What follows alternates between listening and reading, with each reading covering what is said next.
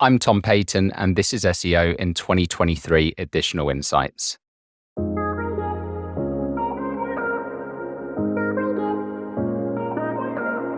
Tom, what's your additional insight for SEO in 2023?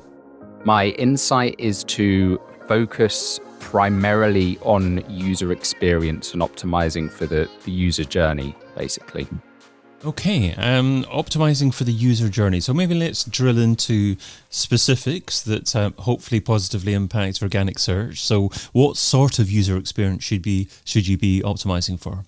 So if we kind of distill it back into the kind of core elements, this is really just about thinking that you as an individual, if you go onto a website or you're trying to make a buying decision, engage with any brand, what kind of things would you like to see?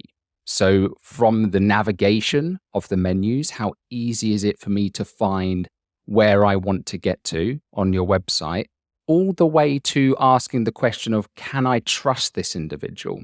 Now, as SEOs, we might know a lot of these things as, the EAT guidelines, and, there's a lot of this terminology that's thrown around in the SEO space. But I think just taking it back to basics and thinking about what would I want to experience as a potential someone who's going to engage with a brand, buy a product, buy a service, what would I want to see? What experience would I want to have? And I think when we focus on that, instead of getting caught up in the nitty gritty, it can really help to just not only bolster our rankings and bolster the traffic we're getting, but also protect us from algorithm updates. Because if you look at any of the algorithm updates that have happened over the past 10 years, they have all been focused around giving users a better search experience.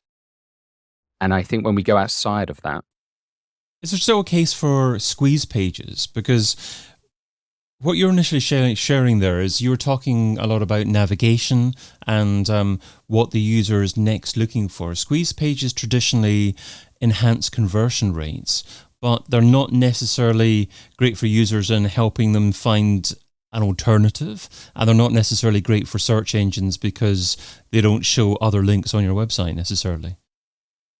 Yeah, I agree with that 100%. And there's always been this kind of debate, especially in the SEO space, around the use of squeeze pages, right? The way I see squeeze pages is for paid traffic, we do still want to use them because statistically, like we do a ton of stuff in my agency on conversion rate optimization.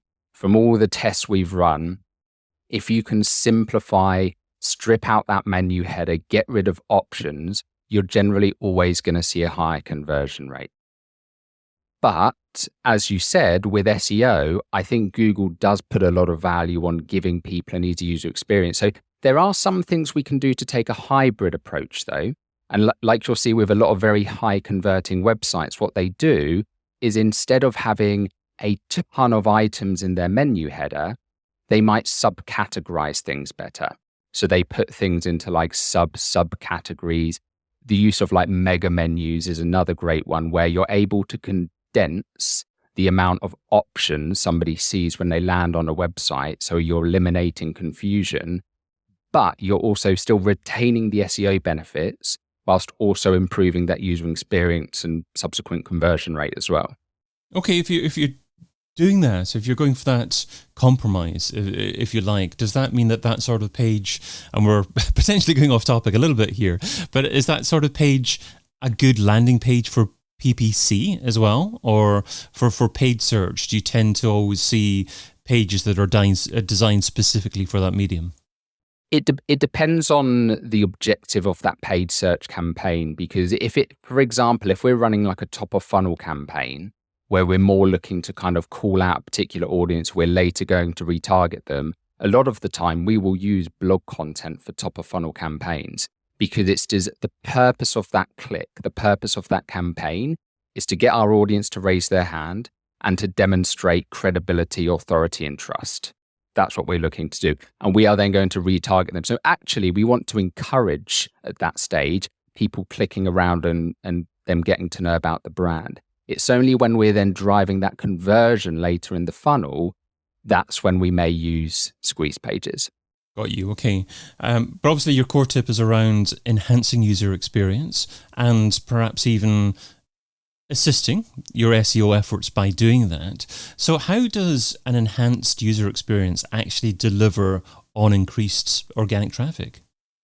So there's a few ways really. Like if we think about this, again, like distilling this down into its different elements. One of the things that we want to see, like that users would want to see, is a page that is specific to them, right? And this is kind of, SEOs have known this for a very long time, but having dedicated pages for a particular product, a particular service, a particular category is going to give you more chance of ranking for that keyword because there's more specificity there. But that also just happens to align with user experience. So the reason I kind of improve the user experience is this very broad term is because I think it reduces the overwhelm that is often associated with SEO, right? The thousands of different algorithm factors, and I've got to think about this, and oh, blimey, what are Google going to do next? If you just think about what would make this website better for the user, 9 times out of 10, you're going to be is probably going to help your SEO as well. Does that make sense?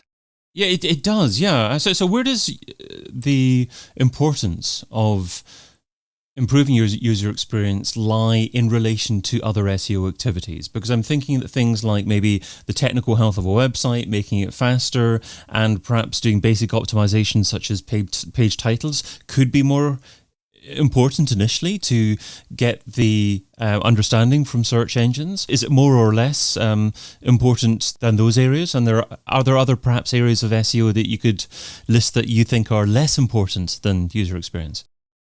So I would argue that it's actually one and the same thing. If we're looking at the technical SEO, the titles, the optimizing the titles, optimizing the page speed, I mean, blimey, that page speed is a massive factor in user experience. Like if I'm having to wait a minute for your page to load, or there's elements shifting around on the page, like Google are looking at with a lot of these core web vitals, it's a huge hindrance in the user experience. So I think, again, it's really that this tip is just about helping to reduce that overwhelm. Now, in response to your question about priorities, it's really going to, from what I've seen, vary depending on the industry you're in. So, for example, if you're competing in an industry where there's very little competition, the work you need to do is going to be in direct relation to, generally, and in proportion to what your competitors are doing, because that's the benchmark Google have got for that particular keyword. So let's say, for example, you're in an industry where there's tons of competition. All of the top ranking websites are super fast loading, very well optimized content. We then need to pay a lot of attention to the website speed, the website content. If we're in an industry where every single website is equally slow as ours, we don't really need to pay a massive amount of attention to that. So I would say from a prioritization standpoint, it comes to looking at what is the competitive landscape like and what other choices do Google have? Because I think that's very often what it comes down to, right? Like what other choices do they have to rank above yours? Absolutely. And I like this way of looking at SEO. It helps to explain to people why SEO is important, but I guess it's a more simplistic way of deciding upon what's the most important thing to do next, because obviously within SEO there can be hundreds of different things that you could be doing, and you have to learn how to prioritize. Does this also assist with training? I'm thinking of SEO managers training other marketing departments within organizations. Do you tend to recommend leading with user experience when training others on SEO? 100%, because it's one of those things that is going to impact every single area. It impacts the SEO, but it also impacts other teams as well, from just general UX, CR, conversion rate optimization, all the way to paid, even to like user retention, and some of those more back-end metrics.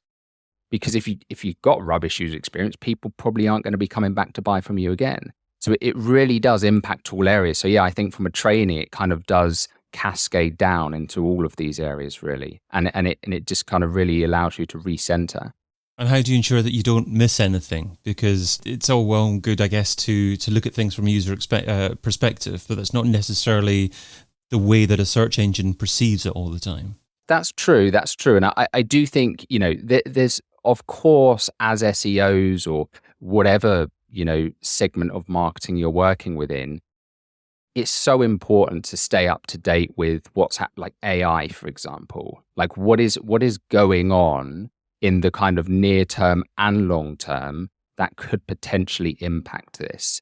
It just so happens that, again, 9 times out of 10, those things are user experience. They're always to do with that. But again, the nuance here and which bit should we focus on first, it is important to still have that kind of understanding of, what's coming, both short term and long term. And what about measurement? Do you attempt to measure from an organic SERP ranking perspective, what kind of impact user experience and making a change in user experience, such as navigation or perhaps website speed, actually has on those rankings?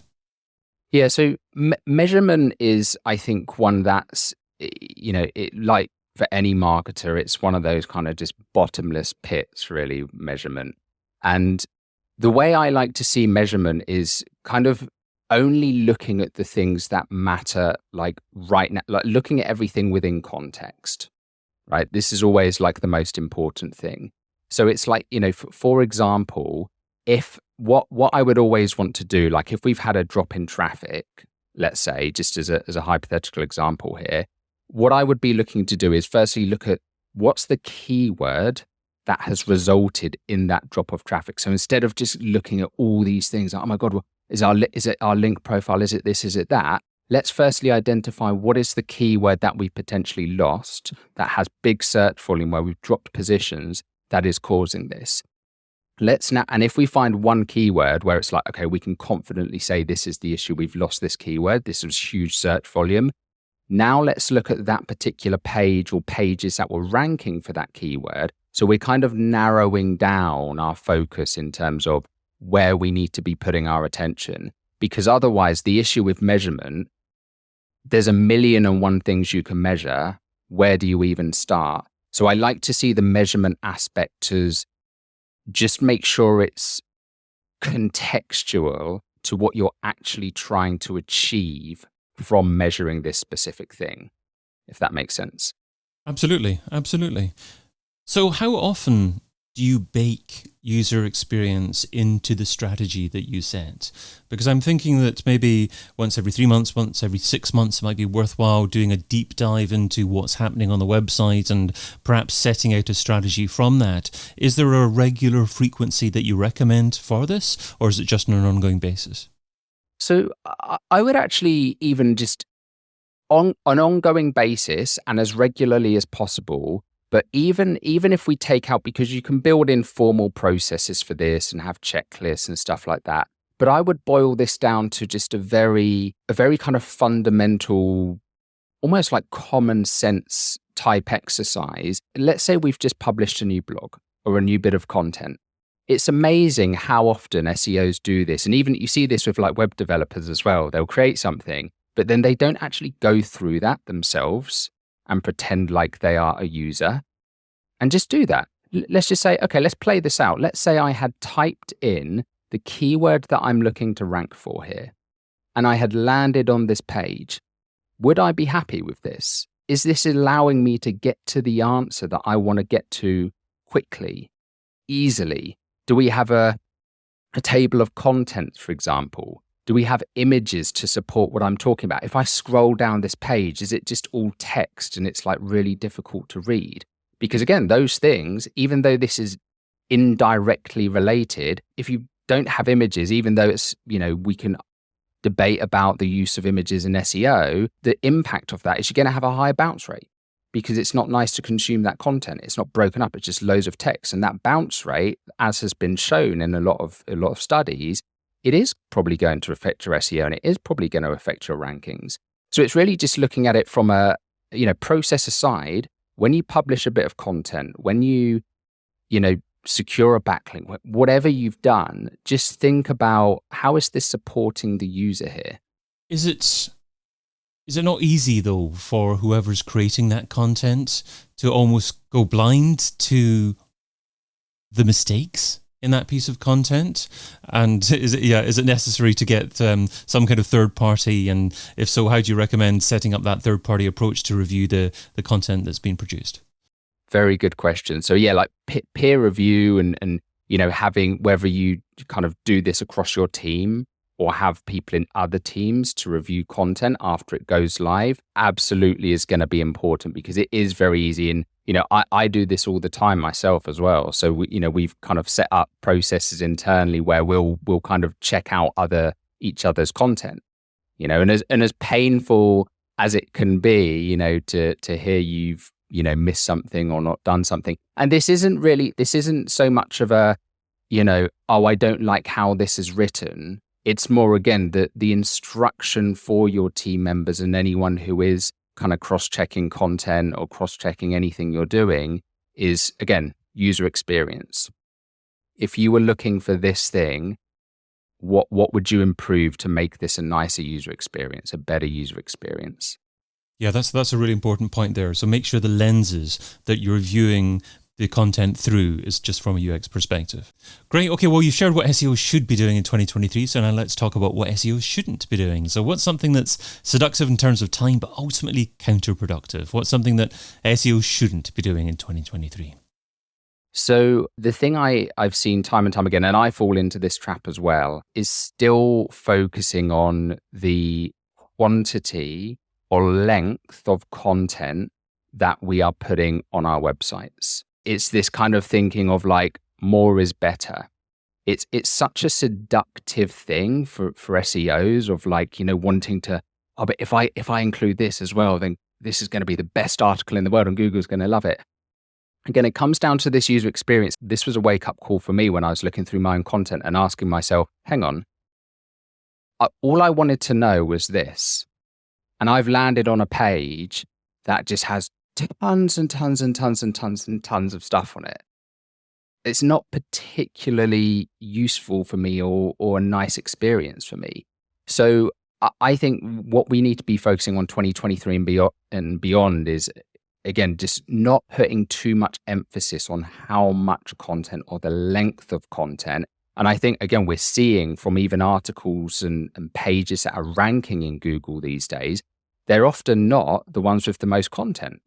They're the ones that most concisely and clearly address that topic that the user had, or it has a lot of trust behind it, and all of these different factors, right? Trust signals and all of these different things. But it's not so much to do with the content length, but it's such an easy trap to fall into.